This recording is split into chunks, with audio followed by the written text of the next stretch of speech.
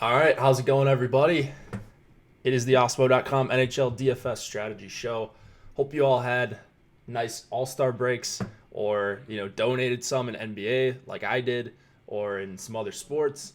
I'm back as I am with on most Mondays with Michael Clifford, Slim Cliffy. What's up, man? How you doing? Doing pretty good. Just we were talking about how we had a little bit of time off over the All-Star break, but now we're in the home stretch, right? Most teams only have like 30 or 32 games left or whatever it is. So we only have about 8 or 9 weeks of NHL. We got to make the best of it. Yeah, and then playoffs. I don't know. I usually grind through those playoff slates. We were talking also about baseball while those are going on. So like April and May are super busy for me, just for DFS. So those will be But fun. yeah, like April's probably my busiest month for DFS because I don't play baseball, playoff baseball DFS, but I do play NHL. So Yeah, like when those overlap in April, that's when you're playing, 2 or 3 or 4 slates in a day, and it can get pretty tough. right. No kidding. So how would you grade the first half of the season? I know we're a little bit over half, but is there anything that you've changed in your game?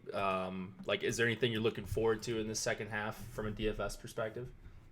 I think more than anything, it's just that I think we've reached not just the stability in the statistics, right? Because we've long passed the time when we've had reliable data to use for Mhm. this year, but I think more it's just going into the season, there's so much uncertainty around all the bonuses, right? The shot block and the point bonuses and the save bonuses and all that, and how would it affect your roster construction, and how would it affect different players? How would it affect pricing? Like, would different players see bigger jumps or smaller decreases, or whatever the case may be?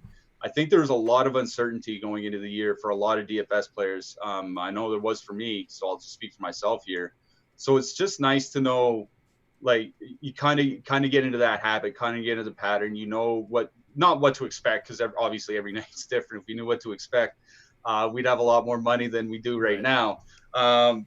But that you know what to expect in terms of how to go about building your lineups. Like, you should probably have a firm grasp on that by now. It's just having that certainty where it was so uncertain, 3 or 4 months ago. It's just kind of a nice safety net to have. Yeah, the bonuses definitely were a big talking point. I know we talked about it the first couple times we did shows. For me, it hasn't changed too much my MME strategy. But yeah, those have been interesting to see how they swing slates on DraftKings talking about. And yeah, so hopefully everyone has had a successful first half, or a little bit more than half of the season. And if you haven't, hopefully you're in the right place and we can help you make a little bit of money down the stretch. So we are presented by Yahoo Data Fantasy Sports. As always, I've got the golf contest up there. I must have clicked over there. They've always, got some quality golf contests. 2K up top in their 12K guaranteed. NHL tonight, they are running out a bigger $12 tonight, and it's filling up fast. $500 to first. It is a 5 max. Pretty nice tournament. So, we talk about the low management fees and the lack of competition over on Yahoo. I think it's a pretty great place to play, especially if you're just starting out. If you don't play high stakes or whatever on DraftKings and FanDuel, I think you should be getting over on Yahoo and getting some volume down there. NBA, they've always got big contests as well. 5K to first in their baller tournament that they're running out today. Free stuff. We do have free super draft projections. Have you heard about this site, Super Draft, Cliffy? I have not. I'd like you Yeah. to explain it to me, though. Yeah, so it's just I actually haven't played much, but if they're going to keep offering these NHL contests, I would be very interested. It's just kind of a new DFS style with like a bunch of different multipliers. So I'm interested in it specifically for NBA. They're running out some pretty good contests, and we have free projections on Monday, Wednesday, and Friday from Alex Baker, Osmo himself. So I might start using these, and I suggest you guys do as well. I linked them in the chat. It's free, so go sign up on SuperDraft and use those projections when you do so. NBA rankings, classic rankings are also free for today. I don't really think we need to go into lineup study. It was a 2-game slate. I don't know. A lot of people were checked out, so we can just get right into the games if you're ready to do so. Yeah, I don't even remember Yeah, Wednesday, so neither do I. Let's go to the Caps and the Canadiens. 2.9 implied total for Washington, 3.2 for Montreal. Braden Holtby and Carey Price are your goalies. No Ovechkin for the Caps, so slight downgrade. Good old Dick Panic gonna be on the top line. $2,800 over on DraftKings. Ovi just serving the suspension because he didn't go to the All-Star game. Should be back. I think they play. Maybe it's tomorrow. The Caps might play. But anyways, what do you see in this game? Any matching we should be looking at, and what are kind of your favorite ways to go here? yeah. Just like real quick before we get diving into the game, I just want to talk about the bye weeks in general. Sure. Now, the way they used to run the bye weeks was for like 6 different teams we get 5 days off, and then 6 different teams we get 5 days off, and then and then they just did that for a little over a month, and then they changed. Obviously, they changed all that to the point where it's half the league gets 5 days off before the break, and it's half the league gets 5 days off after. Why it's important is because Travis Yost, who's pretty well known in the analytical hockey analytics community. He wrote a post over at tsn.ca a few years ago, and it was just talking about the effect of rest on production, on wins, and just stuff like that. And basically, once you get past 3 days of rest, so 4 days or more, which is going to be every team on the slate, win percentage goes down, goal share goes down, shot share goes down, like everything just declines. Like it gets to a point where you lose the benefit of rest and it just turns into rust. Mm-hmm. So it doesn't really affect us for this slate here tonight because everybody's had 4 days off. It was Thursday through Sunday. Everybody was off. So everybody's had the same amount of time, relatively speaking, at least when we talk about decline in performance. So it doesn't really affect here tonight. But once teams start coming back on Friday, Saturday, and Sunday, that's something that people should be aware of, that teams coming off the bye. I mean, it's not just the bye. We have years of data of teams that have just had a lengthy time off, whether it's 3 or 4 days off or whatever, that they just perform horribly. So just something to keep in mind when we get to slates this weekend. Now, as far as that Washington-Montreal game goes, I brought it up in my Power Plays column. I'm kind of like, I don't really know what they're going to do about matching, because obviously a normal Washington lineup going into Montreal, Ovechkin and Backstrom would see the Danault line. Mm-hmm. Now with Ovechkin out of the lineup, Richard Panik's taking his place on the top line. Are they still going to target the Backstrom line? And that's an important question, because the Danault line has been very good defensively, whether Brendan Gallagher's been on that line or not. It's Kovalchuk there right now. It doesn't matter. Danault and Tatar are really good defensively, to the point where they're, I think, a half goal under the league average by expected goals against. And that's just 7. like, yeah, that's just a monstrously low number. So the concern here is that you don't want to pick the wrong line. But at the same time, I don't think they're going to change up too much what they do in the past. I still expect Danault to go up against Backstrom, and that would leave up the Vrana, Kuznetsov, Oshie line to go against Montreal's second line, which is a lot weaker defensively. So I like that Washington second line. I wrote up Vrana as a one-off option for tonight's. I mean, he's a one-off option on every night, especially now where he's getting those prime power play minutes. So I do like the Washington second line here tonight, but it also makes a good matchup for Montreal's second line, because the Washington second line is very bad defensively. Like, I mean, in the bottom, I think 2% of the NHL by defensive metrics, they're terrible. So that Montreal second line is one of my favorite secondary stacks on the entire slate. I'm gonna try to fit in both second lines here tonight. I don't know what I'm gonna do. I think I'm gonna end up 3 maxing, but I think I'm still gonna end up with both second lines in my lineups here tonight. I'll target them heavily over either top line. Yeah, I mean, hard to be excited about playing the Backstrom line without Ovechkin, especially Backstrom at 6,700 here. Like that's obviously a huge downgrade for like his assist equity without Ovi on his wing. to downgrade for the Caps power play and all that. So yeah, I like what you said. The matching, I just assumed, and this was probably dumb of me. I just assumed that Danault and Tatar against Backstrom would be a lock. But you bring a good point. Like, I guess I must have just forgot that Ovi wasn't playing or something. But I mean, if you think that's going to be the case, then yeah, it's not a big deal for the Danault line. Like, you can play them, whoever they go up against. I'd rather have them go up against Kuznetsov, Vrana, Oshie, and then I would just hammer them in multi-entry. But I'm going to have a lot of both of the Montreal top two lines here. With the little bit of uncertainty as far as the matching, it's probably going to be a pretty even split. Ownership, I believe we have them pretty split as well. We do have ownership projections for DraftKings and FanDuel. It looks like it's pretty even between the two lines. So I'm not making a major stand, but I really do like Montreal here. I was going to ask you if you were interested in stacking Washington too because of their poor offensive metrics. Does that scare you off of stacking them at all? I know you mentioned you might be interested in Vrana, but yeah, I think I'm gonna do is I'm gonna end up power play stacking Washington. I think is what I'm gonna end up happening. So I'll probably leave Kuznetsov off and add Backstrom just to differentiate a little bit, just to kind of take advantage of the Montreal penalty kill. Like, the Montreal penalty kill is bad. Like, bottom 10 in the NHL across the board. Shot attempts, goals against, expected goals against, doesn't matter. Pick a category, they're bottom 10. So Montreal does have a pretty bad penalty kill. They don't take a ton of penalties. They're probably closer to the middle of the league, so it's not like this is a great, unbelievable matchup for the Washington power play.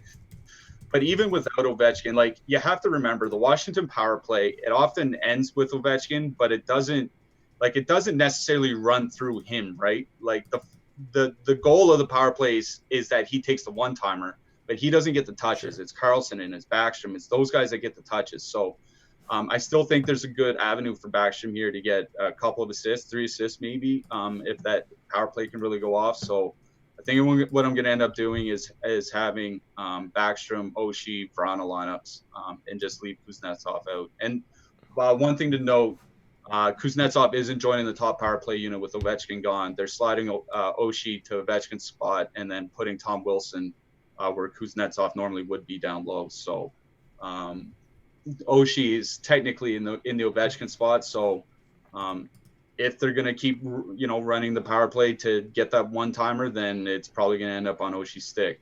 Whether they actually do that or not, I don't know. It's just kind of conjecture right now. Yeah, fair enough. I think right now on the screen we have Kuznetsov listed on the top power play, but that is likely more of the lineup sites just not having it right or not being on top of things. It's got to be because they practiced it this morning and they had like more than one beat writer shared that it was Wilson going to the top power play unit. Yeah, you're dead on. I'm reading a tweet right now from one of the Washington beats, so I was just double checking that because I didn't catch that. So it looks like some of the lineup sites didn't either. So just be aware if you're running crunches and you want to do Washington power play stacks that you are getting the correct combo. You can make that difference in Fantasy Cruncher. And you know what that makes me wonder is, should we be playing Washington 1 now because there's going to be no ownership on Wilson, right? Oh, doubt it. Yeah, I mean, $5K Wilson, $6,700 Backstrom. Like, no, I don't think there's going to be a lot of ownership on them. In fact, let me see what we have it at. I'm pretty sure I saw Wilson at under 5%. Yeah, that's what I was thinking. I was thinking he'd be 2 or 3% if everybody thinks he's not on the power play. Yeah. So that looks to be the case. So, like, I don't really like that line. Like, Backstrom, Wilson, panic doesn't really do it for me. But if that line's going to come in at 2% or something like that, then it's kind of hard to ignore them. Yeah, I like it. Especially on a slate this size, like a mid-size slate. We've only got 6 games. There's a couple games that look a little bit uglier. This is not really one of them for me. So I could talk myself into some low-owned Washington 1 for sure, especially being a multi-entry player. I mean, like, it's running through my head to say that maybe Tom Wilson should be used as a one-off, but I can't. You know what I mean? I can't bring myself around to just saying, $5,000 Tom Wilson. I want to use that as a one-off in my lineup. Well, you could just do Backstrom, Wilson, and Oshie or Verana, right? So you're basically Yeah. stacking Washington 1, broken power play stack with some 5-on-5 correlation. I like it. Talking myself into some more caps here. We have them being pretty low owned. That second line looks like it's going to be higher owned as a stack, more appealing without Ovi on the top line. But they're cheap for a decent total on the road. And then one of the lines is going to get the Domi Suzuki Armia line. And that seems like a pretty quality matchup, despite how bad Washington 2 has been. What about on the blue line? We've got Petrie Weber on the power play for Montreal, Carlson Orloff for the Caps, and then like we've been playing some Ben Sherratt. I know I've been playing some of him. He's just playing massive minutes. I know they haven't been as wild recently, but is there anyone else you're looking to target here in this game, or anyone you're really heavy on? Yeah, not really. Like on the Washington side, it's just Carlson for me. I don't really have interest in any of the depth guys in this matchup. On Montreal side, I wrote up Jeff Petrie for my power plays column, basically because he's mid fours on DraftKings and FanDuel, and he's on the power play. Washington is one of the most penalized teams in the NHL, so you should be able to get a lot of power play minutes out of Petrie tonight. So that's why I have him in my power plays column. I like it. I definitely agree on Petrie as well. Let's go to the Devils and the Ottawa Senators. We've got a 3.1 implied total for the Devils, 3.4 for the Sens. Mackenzie Blackwood and Marcus Hogberg expected to go for the Sens. I believe we've got some new lines, so I'll just go over kind of the top 6 here. We've got Nico Hischier with Jesper Bratt and Kyle Palmieri, and then Zajac Coleman Gusev. We've seen that line for a number of games now for the Devils side. And then on the Senators, we've seen Peugeot with Duclair and Kachuk. It looks like they are reunited, at least for the time being. Tierney, Nemestikov, and Connor Brown looks to be that second line. Big total and low prices across the board. What are some of your favorite options here? I mean, I love this whole game. I honestly do. One thing that worries me is that the under has been getting hammered all day. I don't know if you've been tracking it. What I tracked is that New Jersey's gone from 3.1 to 2.9 implied, and Ottawa's gone from 3.5 to 3.2. So they've lost a half goal off the total. That kind of worries me. But I think this is just a matchup where, again, coming out of the bye week with two teams that aren't very good defensively, Ottawa takes a lot of penalties. I think there's going to be some goals here. So in my Power Plays article this morning, I wrote up the Ottawa top line because they do have ungodly offensive numbers in a small sample size. Now, a lot of that, as I wrote, is because Brady Tkachuk is just great at getting to the net, and those shots down low, down around the mouth of the crease, those are the highest value for expected goals. So that's why their underlying offensive numbers look as good as they do. On the flip side, New Jersey's going to get back Kyle Palmieri. As you mentioned, he's going to be on the top line. And that top line has been great offensively, even without Taylor Hall. The expected goals sits around 3, and it's not a small sample. We're talking 180 minutes or something like that. They've been together basically since Hall's been traded. Their actual goals for is at 3.8. So, this isn't a case where they're, doing good with their underlying numbers and not finishing. They're finishing their plays. And they're pretty cheap too. I believe New Jersey is 13.7, New Jersey 1. And Ottawa takes a load of penalties. So not a load, I should say, but they're in the bottom 10 for penalties taking. So I think this is a good matchup for both top lines on this slate. The one thing to note is that Peugeot and Kachuk on the top line for Ottawa usually make for a tougher defensive matchup. But Anthony Duclair is really bad defensively. He's a good offensive player, but he's really bad defensively. And I think it really weakens the entire line to the point where it's going to drag New Jersey 1 into play for me. So I like the New Jersey top line here tonight. I do like the Ottawa top line here tonight. Ottawa top line has perfect correlation on the power play. New Jersey is a heavily penalized team. So give me both top lines here tonight. If we're looking for cheap one-offs or something like that, I wrote up Jack Hughes in my power plays column for the reason that Ottawa takes a lot of penalties and Hughes is under 4K and we'll have almost no ownership. So you're just looking for a guy to get that power play goal in the top power play unit, as a one-off. The other guy I do like as a one-off for Ottawa is Drake Batherson. He's min price 2,500. He'll probably play like 10 or 11 minutes, but he's on the top power play unit as well for Ottawa. And as I mentioned, New Jersey takes a lot of penalties. So I do like Batherson as a one-off if you need somebody like stone cold min price here tonight just for salary savings. I like Hughes as a one-off. I like both top lines here tonight. And in fact, I like the New Jersey second line as well. It's just that there are other second lines, other depth lines on this slate that I kind of like better than them.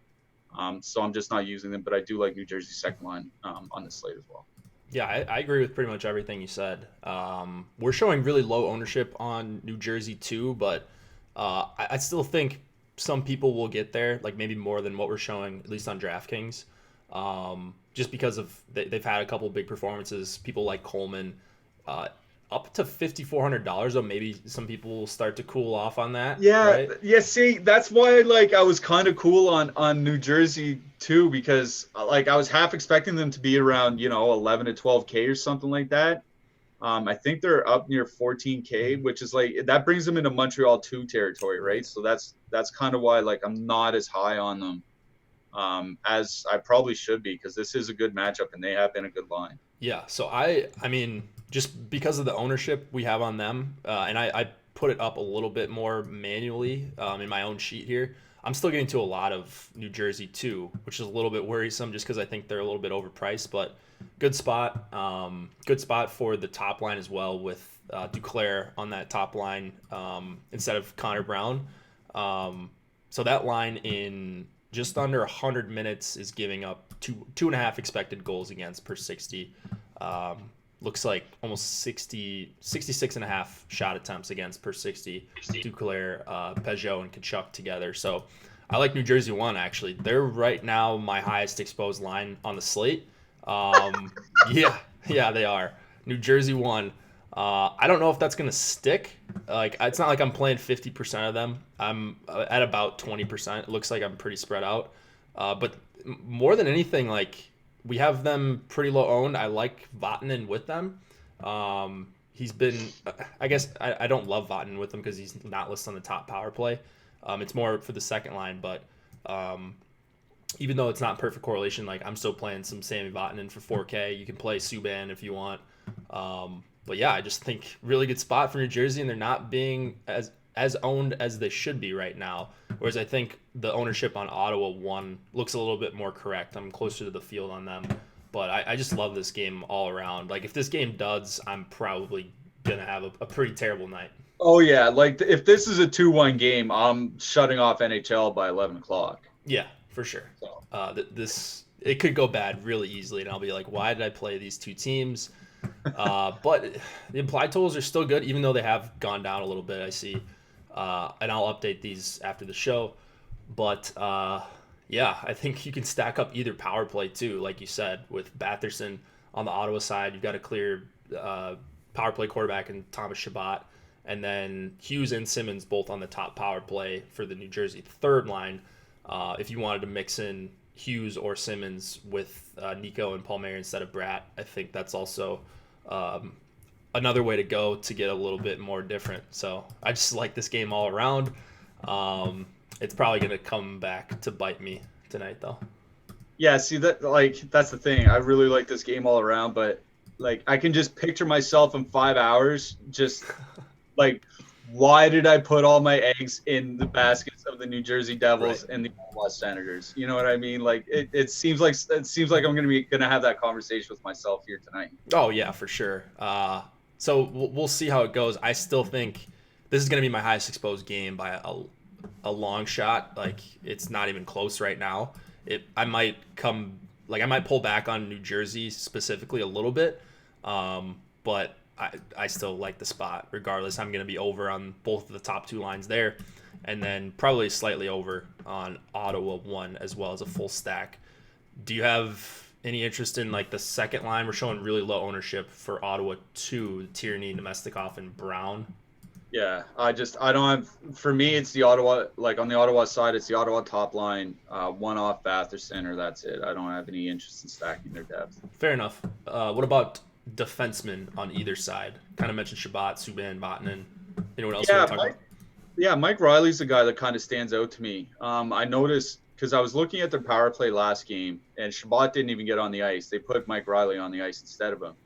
Now Shabbat's still going to get the top power play minutes, but I don't want to say they've been splitting minutes, but this month, if you look at the power play allocation, it's been like 3-2, which means like for every 240 that Shabbat gets, Mike Riley gets 2 minutes. Like he's not like it's not the 75-25 split or something like that. So Mike Riley 3,400 for Ottawa. If they do get 3-4 power play opportunities, he could see 3 minutes of power play ice time. I don't mind that for 3,400 at what should be like 1% ownership. Does Subban get a bump playing? Expected to play on this top power play at all? 4,500. Are we ready to play him yet or no? I'm not. I mean, I don't mind playing him because I think he's due for a bounce back in general. I just don't have a lot of faith in New Jersey, like in general, like as far as scoring enough goals where I can stack four guys or something like that. I just doubt it. So Yeah. For me, I'm probably going to focus more just on the forwards. All right, let's go to the Maple Leafs and the Predators. We got a 3.2 implied total for the Leafs, 3.3 for the Preds. Frederik Andersen for the Leafs, Pecorine for the Preds. Looks like same lines as what we were seeing before the All-Star break. Austin Watson up with Ryan Johansson and Cal Yarncroc. High total here, but and we got some better teams, but I'm not as interested in this game as I am in the last one we talked about, which makes me feel like an enormous fish right now. Outside of Roman Yossi, who everyone knows I love, he's almost 8K. Do we want to start with him, and then what are you doing with stacks? Is that too expensive for Yossi in this spot? I mean, 7,800 is a lot for a defenseman, but I think if you're going to pay up 7,800 for a defenseman this year, it's got to be like him or Dougie Hamilton, right? And Hamilton's injured now, so like I think it's a Roman Yossi night, and the reason I think it's a Roman Yossi night is that I'm not using the expensive stacks. Like I don't think I'm going to have Tampa Bay here tonight. I don't think who's the other. I don't think that's it for expensive stacks. Actually, I think it's just Tampa. There's not that many. Yeah. Yeah. Well, Toronto, I guess. Yeah, for sure. Toronto. So I'm not using expensive stacks. So like I have no problem getting up to Roman Yossi tonight here for me. And I think this is just a great spot for him. Like I think a lot of people are going to be frustrated with the Nashville lines. So you're going to see a lot of people just stacking the second line or kind of leaving them off. Like obviously, like Yossi's going to get a lot of ownership, like, and he should. But I think he should be the highest owned defenseman on the slate, and I don't think we have him projected for that. Like I think it's just a great spot for him. So, yeah, double check. No, I think. Let's see, I've got it right here. Yeah, there's a bunch of guys bunched up at the top. So it's Carlson, Yossi, Weber, other Carlson with a C. And then Burns is also up there. So like we've got a bunch of guys between the 15 and 20% range. So okay. So I don't know. I think Yossi just comes in a little bit lower because he is 7,800. I just don't think a lot of people want to pay up for that, especially where you can't really stack them. Like people do that with Carlson. You can't really do that with Yossi just because of how bad and how inconsistent the Nashville power play has been. But just to get to that game in general, neither team takes a lot of penalties, and that kind of worries me because I don't want to say both teams rely on power play production. They obviously don't. Nashville especially, because their power play hasn't really been, at least of late, hasn't been great. But for me, that the upside in games comes from that power play production. It's kind of like the cherry on top of the sundae, if you want to put it that way. So I find it hard to pay up, what is it, 21-3 or something like that for the Toronto top line when they might get 2 power plays or 3 power plays or something like that. Like I just find it real hard to pay up for Toronto. Like as of right now, I think I have 1 Toronto stack in my lineups. Like I'm not going to go hog wild on them or anything like that. I did write up the Nashville second line. in my power plays column this morning. I think it's a good matchup for. It's a decent matchup for him. I think Toronto's better defensively than people realize. I think their goaltending problems have kind of made people think that they're a bad defensive team, but they're not. But that Nashville second line just has great offensive numbers together. Sorry, I was just looking for one thing. Matthias Ekholm. He's a defenseman that I have a lot of interest in here tonight. If you look at his numbers since Ryan Ellis was injured, he's playing over 25 minutes a game. And Ekholm is priced pretty cheap. I think is he 4K on the dot? 43. So he's 4,300 playing second power play minutes, playing 25-30 a game at home against Toronto. Like, I think, as much as I love Yossi, I think we got to give some consideration to Ekholm here tonight, and maybe even some consideration to playing both in the same lineup. I know people tend to not like to do that when defensemen don't play on the same pairing together, but I think, if Nashville gets 5 or 6 goals here tonight, is it more likely that the defense started the offense, or is it more likely that all their forwards are just combining for a bunch of goals? I think anybody that stacked Nashville this year would know that it's their defense getting involved. So I'm not going to be stacking Yossi and Ekholm together in the same lineup, but I wouldn't begrudge somebody for doing that. But I do love those two defensemen here tonight. I like the Nashville second line, and I like the Toronto, the Matthews line the best, even though I think both of Toronto's lines are fine. I just think most people are going to gravitate towards the Tavares line because it's a lot cheaper. Yeah, I'm having real trouble getting any sort of good lineups. What I think are good lineups with the Matthews line. So it makes me want to try to get creative and get there. I'm just finding it and even you try to power play stack the Leafs. The Preds they've struggled with the penalty kill this season, but you make a good point about how many opportunities do you actually expect Toronto to get here? If you play this game 10 times, they get 2 opportunities, 3 opportunities maybe. Toronto has the third fewest power play opportunities. They're not drawing penalties either this season. So I don't know. I mean, I'm trying to talk myself into playing some Toronto because you're gonna get a decently low owned Matthews, Marner, Tavares, Tyson Barrie stack, but then you don't have any salary left over basically. So while it'd be contrarian to power play stack the Leafs, I'm still finding it difficult to try to do it that way. I don't really want to pay $5,200 for Zach Hyman when Matthews and Marner are that expensive in what I don't think is a great 5-on-5 spot. Yeah, the reason I think I'm going to go with one Matthews lineup. One, because I could fit them in with Montreal too. Sure. I'm going to leave off Hyman. I'm not paying $5,200 for Hyman either. So I'm going to leave Hyman off the stack, maybe add in a defenseman, probably Barrie.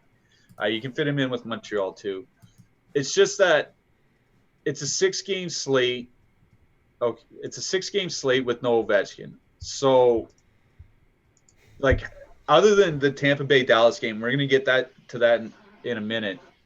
There aren't a ton of elite offensive lines and elite offensive players in good spots on the slate. You can make a case for Vancouver, and we'll get to that later, but that's not a good matchup. The Tampa Bay Dallas are both bad matchups. I think we have Matthews at 14% ownership.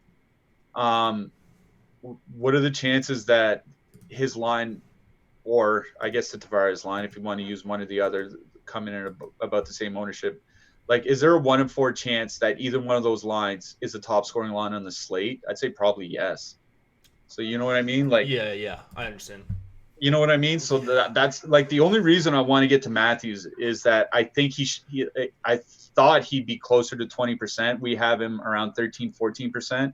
I didn't want to play at 20 or 25% Matthews. I will play at 10 or 15% Matthews.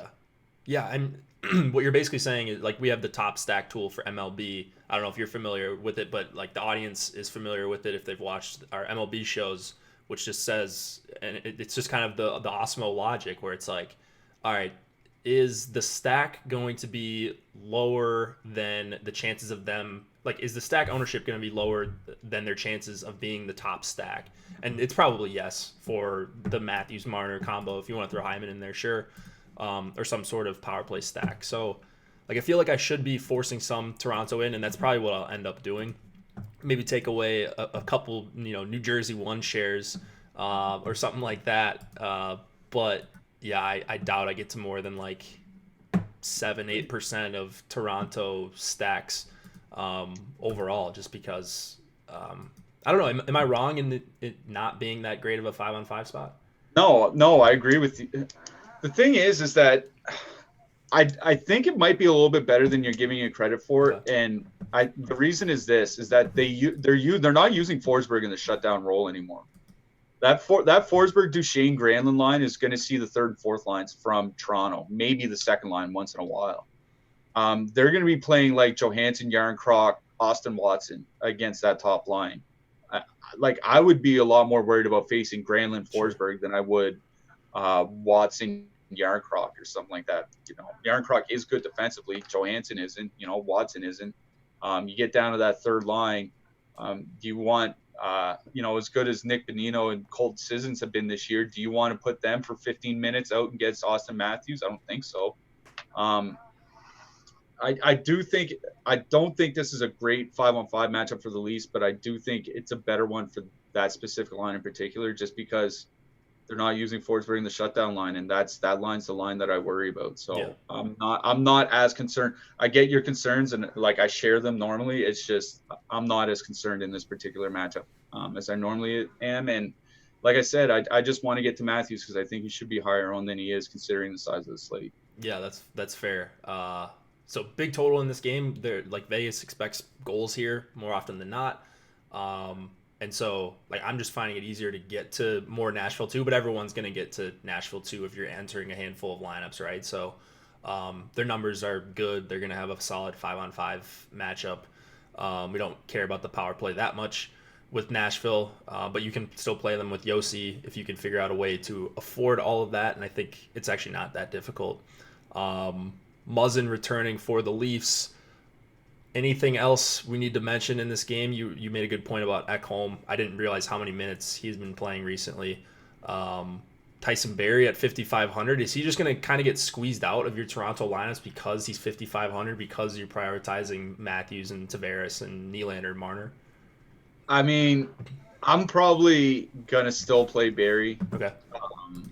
Just because I think he is their best offensive defenseman. But I did write up Jake Muzzin. Like, if you want to save $2,000 off Barrie, because like we mentioned, Nashville doesn't take a ton of penalties. If you want to take Barrie off and add in Muzzin just to save yourself a couple $1,000s off the stack, like, I really have no problem with that, just because we don't expect a lot of power plays here. Yeah. All right, good discussion on that game. I feel like I need to do something different with my exposures on that one. This one maybe not so much. Tampa and Dallas, we've got a 3 implied total for the Lightning, 2.6 for the Stars. Vasilevsky and Bishop are your goalies. Somewhat familiar lines with the Stars. We've got the big 3 up top, and then Hintz, Pavelski, and Gurianov as the second line. Faxa, Cogliano, Blake Como, potentially in the shutdown role. What do you think about that? Do you think Dallas 3 sees a decent amount of time against Stamkos, Point, and Kucherov, or are they not going to? Yeah, they've been doing that a lot more over, like, I want to say, like, the last month. I don't know if it's just to get Seguin and Ben rolling or whatever they want to do, but they've been using that third line. Well, it's been working out for them, right? So I guess don't fix what's not broken, I guess, is kind of their motto. Right. Yeah, so I don't know. I mean, you wouldn't think that would be a good shutdown pair, but like you said, they've been doing it for a while. Their expected goals against that line, and they're getting a lot of shutdown time, is pretty good. 2.2 expected goals against per 60. Now, if they played Tampa 1 all the time, it probably would be higher, but like in a one-game sample, it doesn't seem that far-fetched that Tampa 1 could be limited here. Only a 3 implied total. Is there any stack that you're targeting heavily? We're showing quite a bit of ownership on Dallas 1, but I don't know that has to do much with like the actual spot as it does with the price. They're just cheap. Yeah, okay. So when I first started digging into the slate this morning, like, this was the game, and I don't know why, but this is the game where I was like, I'm just going to kind of ignore this one. Like, I really didn't have a lot of interest in it. And the reason for that, and that was before I looked at the salaries and I saw how cheap Dallas one was. Yeah. So, I mean, that's why they're going to be as highly owned as they are. The reason is that these are two pretty good defensive teams. If you look just over the last, 6 weeks or so, they're both top 10 by expected goals against in the league. And if I'm not mistaken, Tampa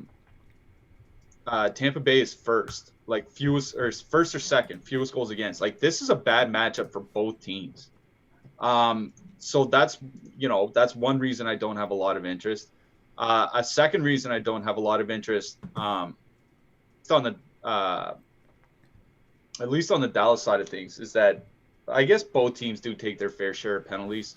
But Tampa Bay tends to have a pretty good penalty kill. I know they've been allowing some bad goals or whatever, but the penalty kill has generally been pretty good.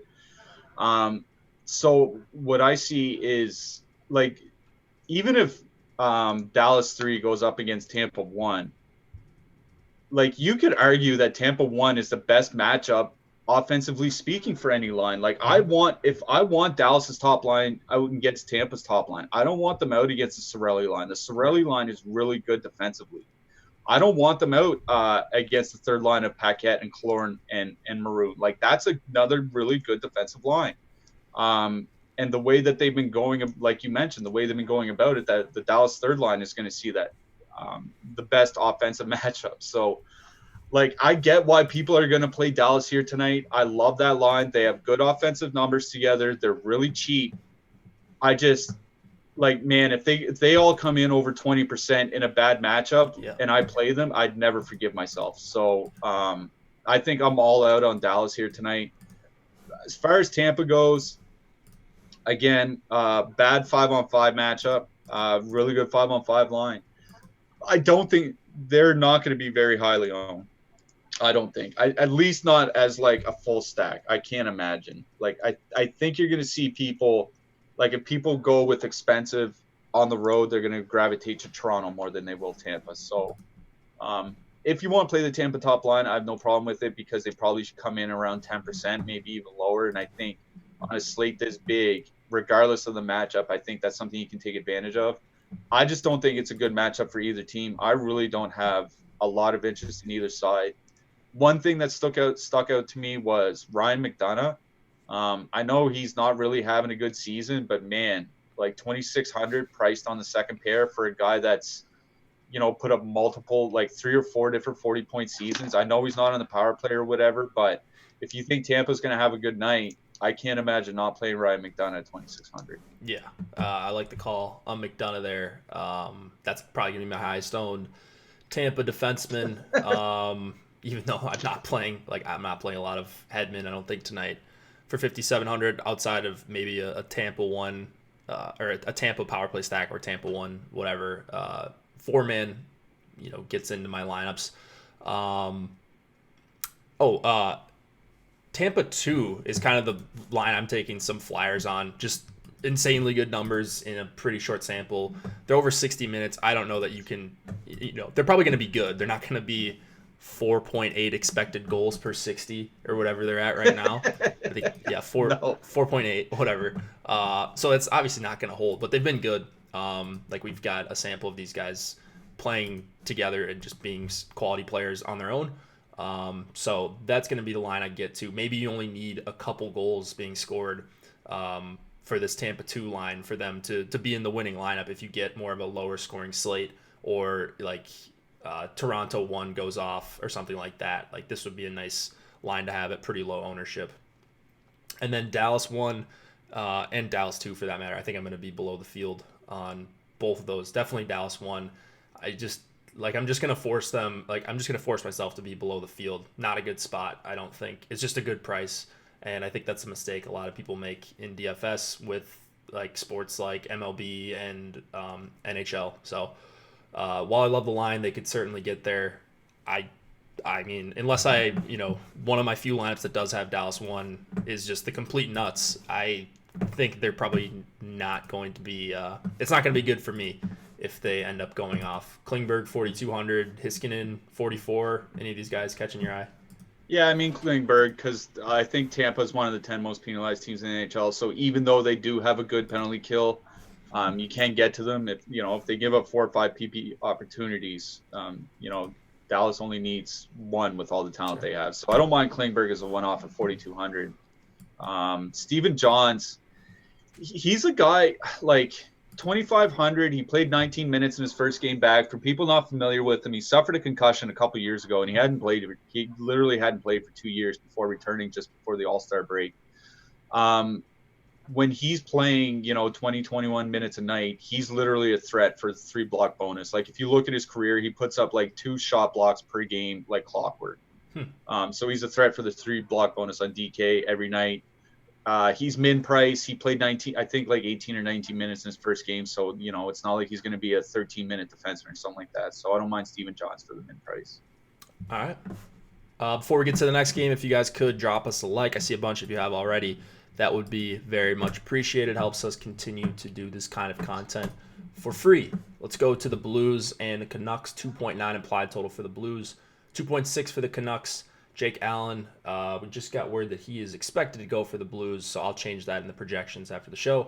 And then Thatcher Demko going for the Canucks. That is confirmed. Kind of an ugly game here. Brock Besser still on the third line for the Canucks, although this Vancouver 2 line with Virtanen has been pretty good so far. But the problem is you're going up against the Blues, one of the best defensive teams in the NHL. They're 3 lines deep. I don't know. It's kind of like the last game. I don't really see a lot of good 5-on-5 spots, but let me know if I'm missing something here. Yeah, I mean, I don't really hate the Vancouver top line. And by the top line, I mean Horvat, Pearson, Eriksson. Okay. The reason for that is that I imagine if anybody plays Vancouver, they're going to go to the Pettersson line. And I'm not a fan of going up against Ryan O'Reilly, and that Pettersson line probably should see the Ryan O'Reilly David Perron matchup. I know their numbers don't really look that good this year together. Ryan O'Reilly's just traditionally been one of the best defensive centers in the league for years. They're going to get Colton Parayko back, who's probably the best defensive defenseman that St. Louis has, and he'll be using the shutdown role. So Pettersson's going to see a lot of him here tonight. I just don't want anything to do with that Vancouver, Pettersson, Miller, Virtanen line, just because I do think they play against O'Reilly. I do think they see Parayko, and I just don't want any of that. So give me some Horvat, Pearson, Eriksson. Their numbers have been good. They've been playing for a while now. They're really cheap, so if you need one of those, 12K lines or whatever to fit in with Tampa 1 or one of the Toronto stacks, you can use them. I do like Horvat, Pearson, Eriksson. On the flip side for St. Louis, I do like the Shen, Schwartz, Kyrou line. Jordan Kyrou joined the top line with Shen and Schwartz. They did have good numbers together, at least above average offensive numbers, which on St. Louis is like incredible because that team's been not very good offensively this year. So for me, it's probably going to be the Horvat line for Vancouver that I have interest in, the Shen line for St. Louis that I have interest in. But I'm going to be honest, I could see myself literally going through tonight's slate. Like I said, I'm probably going to 3-max. I could see myself just not taking a single player from this entire game. Yeah, I think if I was hand building like 1 or 2 or 3 lineups, I don't think I would get to much of anything in this game. Like I mentioned, Vancouver 2 has been good, but I don't think it's a good matchup, especially if you think they're going to see a lot of the O'Reilly line. That's not really appealing to me in terms of just like building one lineup or hand building. But playing MME and mixing in some power play stacks, I'm getting to some Vancouver just because they're cheap, and it's mostly because of the ownership. Like we're showing really low ownership for Pettersson and Miller, Virtanen as well. So some of those lineups are getting pushed up, even though I'm not crunching out a lot of those lineups. So it's kind of just a weird thing where bad spot, but I like the ownership's low enough that I think it's okay to play them when they're this cheap. Like I think this is going to be the game more than the last game. We've got the Dallas one expected to be chalky, and then Tampa one like always gets some attention. Like I think that game people are just going to be more willing to take players from, even though this is like the exact same type of game where it's just not a lot to like, but at least this has lower ownership. Yeah, and now that you say that, it just kind of brings me back to us talking about bye weeks at the top of the show. Like, yeah, it's a bad matchup, but if there is a time that you want to go into a bad matchup, like this is probably it, right? It's like teams coming off bye weeks where you just expect everybody to play like garbage. That's probably the time that you want to go after the low-owned lines, and like that might actually get me to change some of my lineups here tonight because I think this is a night where it does make sense to attack the low-owned lines because we are coming out of the bye week and there are going to be a lot of rust even on the elite players like Ryan O'Reilly. Yeah, so it's weird because I would never think before the slate started that I'd be overweight on all these, but with the ownership, it kind of does make sense that this game's just being disregarded, and for me, that means that there's probably some opportunity. Like there's probably similar to what we're talking about with Toronto. Like there's probably a better chance that one of these lines in this game ends up on the winning lineup than what the ownership is suggesting. So some of those lines are getting pushed up, even though they don't grade out particularly well. We've got 7K Alex Pietrangelo on the blue side. Seems a little steep when you got Roman Josi and Burns and Carlson and other Carlson on this slate. And then on the other side, Edler's 5,100, still not on the power play. Hughes 4,700, but you're really relying on the power play there. So just not a lot of appealing targets here. Maybe Justin Falk for under 4K, although his minutes probably get a bump down, right, with Parayko back? Yeah, that's the thing. I wanted to write up Falk for tonight, but once I saw Parayko was coming back, pass. Yeah. Man, weird game here, but at least the ownership is low, I guess. That is the silver lining. Yeah. Right. As I march myself to the poorhouse, I'm gonna have a T-shirt that says "At least the ownership was low." Yeah, exactly. Bad spot, but at least the ownership's low. Bad spot and the ownership high. Now you've got a real problem. Yeah. All right, let's go to the last game of the night. This is probably going to decide a lot of people's slates, depending on what you do with the Sharks here.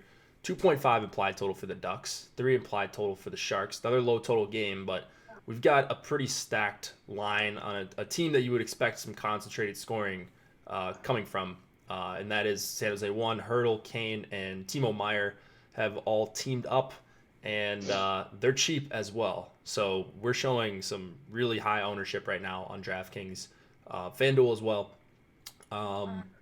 What are you doing with the Sharks here? I guess like it's a good spot, right? But what do you do with that ownership number that we're seeing right now?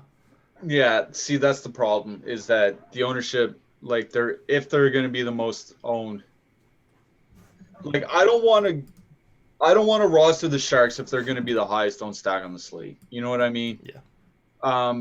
We got like this was news to me. I don't know if everybody else saw this, but Brent Burns is playing injured. This was finally admitted to the meeting, playing through a shoulder injury. That's obviously going to require some off-season attention. So I definitely don't have interest in 6,500 Brent Burns. Like obviously this is a good spot. I wrote about it in my Power Plays article. Anaheim's team defense has just been getting worse and worse. As the season's gone on, there's going to be no Jakob Silfverberg, for Anaheim on the second line. He had typically been playing with Adam Henrique, and he's arguably their best two-way forward. At least he has been this year because Andre Kasha really hasn't been playing up to snuff. But I don't know what to do with San Jose because obviously it's top line or bust. Like you're not going to be playing Patrick Marleau and Joe Thornton and Barclay Goodrow and all these guys. Like I'm just getting to the point where I think I'd probably rather play Gibson than the San Jose top line, just because like I said, Anaheim's been poor defensively. They should allow a lot of shots. Gibson's only 7,400. On the flip side for Anaheim, their top line, Raquel, Getzlaf, Troy Terry was called up. He'll be joining them. It's really cheap. They're only 12,600. I do have some interest there because they do have perfect power play correlation. man, it's just like I don't know what to do about this game because I know like people are tuning in for us to tell them what they're supposed to do with this game.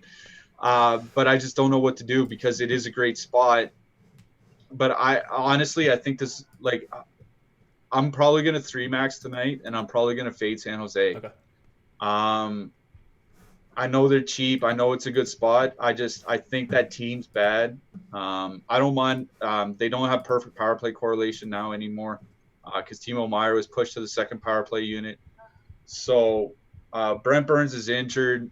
That team has been just playing like garbage. Like, I just don't see why I have to play Tomas Hertl at 25% or whatever it is. You know what I mean? So I think this is going to be a night where I just fade San Jose. On the Anaheim side, like I said, I do like their top line. I think it's a case where I'd rather one-off Rickard Rakell or one-off Andre Kasher or something like that than stack an entire line from the Ducks. I like the Ducks Ducks line 1 as well. Getzlaf, Rakell, and Terry. And then Gibson for correlation. Like, if you just, like, if this was a Q night, I think this would be really good to have, like, both of my lineups in, like, the 250 Q be San Jose 1.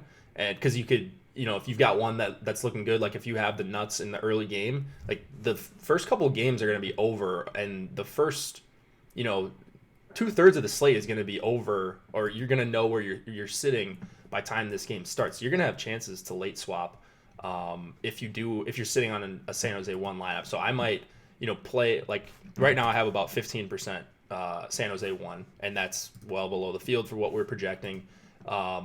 But I'm expecting those lineups to be somewhat differentiated, so I'm kind of okay with that number on San Jose 1 in 150 max formats. And I'm probably going to end up swapping a number of those lineups over to Ducks 1 and just leaving a bunch of salary on the table. Maybe leaving like a Burns or Carlson if I'm playing those guys in the lineup, because I don't really want to play like Fowler or Lindholm all that much. But yeah, Burns being hurt, I didn't see that. So I'm probably going to end up bumping him down manually. It's always hard from a projection standpoint to try to figure out how to deal with that when someone's playing hurt. So his projection won't change probably on the site, but it will, like, I'll just give him a thumbs down in Cruncher or bump him down maybe a point just because, we've seen him have some upside games, but he just hasn't been the same guy. Like, Yossi's been Burns, from what Burns has been the last couple seasons. His minutes have jumped around. He's been under 20 some of these games. Like, it's just hard to play a lot of Brent Burns at this juncture. I mean, yeah, like they said he had a shoulder injury, and the coach flat out said that he's not going to be shooting from the point anymore. Like, that's not how they're going to run their power play. So, like, what's the point of paying $6,500 for Brent Burns then? Yeah, and he's listed on the second unit right now. That's probably. Is that even accurate? I don't even know. Yeah, no, he had been playing PP2 with Carlson running the top power play unit. I got to assume it's probably because of the shoulder injury. Yeah. Tough situation here. I think just if you're playing, do what you want with the Burns information, like knowing that he's playing hurt. But, if you're playing San Jose 1, just either be ready to late swap, or if you're locked in on playing them and you're not interested in like late swap opportunities, just make sure you're differentiating. Like, don't just pop in Hertl, Kane, Meier with the line that fits and fill out the salary cap perfectly. Like, throw in a random defenseman, like play like someone who's not on the power play, like Edler or someone that's maybe not in a great spot, like just for the sake of not being duplicated a bunch of times, because it's going to happen. Like, I'm crunching out all these lineups just based on our ownership and seeing like all these lineups that look like they're going to project well with San Jose 1, but they've got such a good chance of being duped that it doesn't make it worth playing, in my opinion. So just be aware of what you're doing in any format. They're probably going to be even chalkier in like the 3-max stuff, like what you're playing tonight. So yeah, I think probably a good fade in that if you're only playing those couple lineups. Anything else you want to add on this slate? No, I think that's it for me. I mean, I guess I was surprised by Braden Holtby being the most expensive goalie on the night. I was having interest in like the first thing that popped in my mind this morning when I started digging into the slate was, well, I'm going to be playing whichever goalie is facing Montreal, and then I saw Braden Holtby at 8,300, and I was like, well, I'm not playing Braden Holtby at 8,300. So right now, like I said, I'm playing 3 max. I have 2 Bishops and 1 Gibson. Okay. So I guess that's probably where I'm going to be going for my goaltending here tonight. I like Holtby. I'm getting to more of him. See, that's the thing. Like, I like the matchup, and I like everything about it. I just don't like the price and the fact that he's been bad for like 3 years now. Like, that's definitely an issue. Paying up for a goalie who hasn't been great. But I'm doing that nonetheless, at least right now. And then I like Blackwood. I like both goalies in the Ottawa New Jersey game because I think, like, if you're gonna get 4 or 5 goals from one of those teams, like, they're probably gonna win that game, and then I think the goalies are gonna pay off. Like, I think it's gonna be a high enough event game where even if Blackwood allows 2 or 3 goals, if he gets a win, and New Jersey would have to score 3 or 4 goals, then if you can get the stack right, I think you're putting yourself in a really, really good spot. If one side goes off and the other really doesn't. So that's really all I got. Go check out Yahoo Daily Fantasy Sports. Promo code OSMO gets you up to $30 in Yahoo Sports rewards points if you want to get in these Yahoo NHL tournaments. They are filling fast, which is good to see. Yahoo giving out more money to first place tonight. Bigger contests in their $12.